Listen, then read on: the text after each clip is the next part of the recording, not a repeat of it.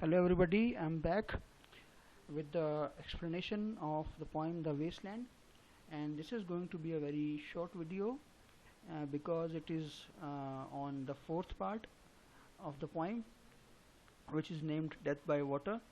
And as you can see, this is a very short part consisting of around 10 lines. So here we go. Phlebas the Phoenician, a fortnight dead. Now you must remember कि जब हम second first part पढ़ रहे थे तो madam सोस्ट्रिस का एक character आया था जिसने एक कार्ड हमें दिखाया था। कौन सा कार्ड दिखाया था? एक कार्ड जिसमें एक डेड सेलर था, मतलब एक ऐसा सेलर जिसकी डेथ जो है किससे हुई थी? पानी से हुई थी, पानी में डूबने से हुई थी। ये वही सेलर है जिसका नाम है फ्लेबस। फ्लेबस द फिनिशियन, फिनिशिया का है वो, तो फिनिशियन सेलर है वो। अ फोर्टनाइट डेड, और वो पिछले 2 वीक से 15 डेज से डेड है। और forgot the cry of girls, है ना, वो जो है वो गर्ल्स, सी गर्ल्स होते हैं जो पक्षी होते हैं, उनकी क्राई, उनकी आवाज़ को भूल चुका। And the deep sea swell, और जो सी की वेव्स हैं, समुद्र की वेव्स हैं, उनको भी भूल चुका है, उसके दिमाग में नहीं है। बिकॉज जब आदमी मर रहा होता है तो आदमी के दिमाग में कोई प्राकृतिक नज़ारे या कोई चीज़ नहीं होती है। And the profit and loss, और वो सारे प्रॉफिट और लॉस दुनिया के जितने भी हैं अपने बिजनेस के या शिपिंग बिजनेस के, वो भूल चुका है। A current under sea picked his bones in whispers, और सी, समुद्र का जो करंट है, उसका जो, उसकी धाराओं का जो प्रवाह है, उसकी जो हड्डियां हैं, आप ये बोल सकते हो कि बिट बाय बिट उसकी हड्डियों को उस करंट ने तोड़ दिया। मतलब he is going to die now. ये जो ऊपर की बात है, ये मर चुका है, ये पहले की बात बता रहा है मरने से, है ना, तो वो मरने वाला है वो।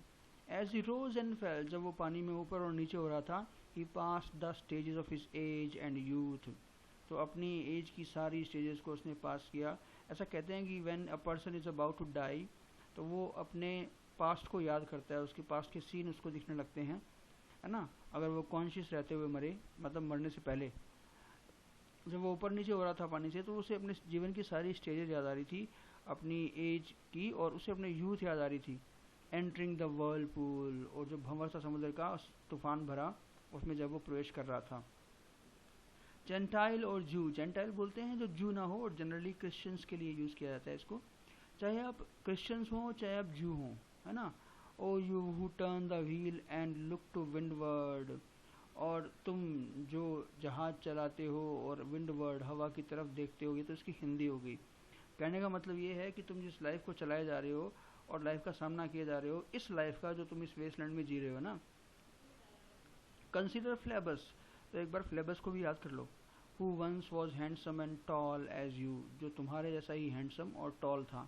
मतलब क्या हुआ इस छोटे से पार्ट का, कि तुम जिस तरह की ज़िंदगी जी रहे हो, उस ज़िंदगी का अंत जो है ना, वो चाहे तुम स्मार्ट हो, चाहे तुम हैंडसम हो, चाहे तुम कुछ भी करते हो, तुम कितना भी बिजनेस करते हो, है ना, तुम्हारा जो बिजनेस है, तुम्हारा जो पैसा है, प्रॉफिट लॉस है, वो किसी काम का नहीं है ना। Because one day everybody has to die.